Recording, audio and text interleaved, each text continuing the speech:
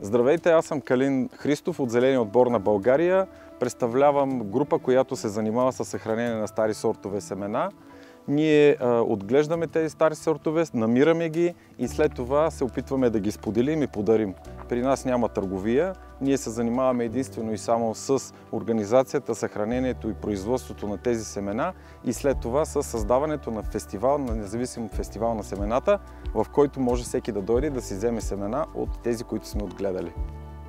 Фестивал на семената, който организираме от 12 години и който се опитва да запази всички стари сортове регионални на семена, които вече има опасност да бъдат изчезнали или вече са изчезнали. Работата ни включва организацията и отглеждането на намирането на тези стари сортове семена, които след това засаждаме в градини, които са част от групата на Зеления отбор. След като се излязат семената, ние правим фестивал на семената всяка пролет, втория уикенд след Великден, в който всъщност там раздаваме и заменяме семена, които хората са засадили през годината или които за първи път искат да си направят градина и могат да си вземат семената.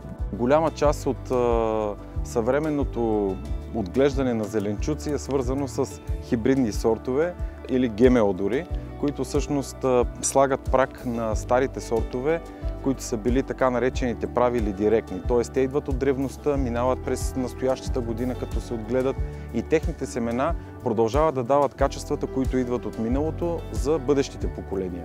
Трябва хората да осъзнаят колко е важно това нещо. Тези семена, които изчезват, да се запазят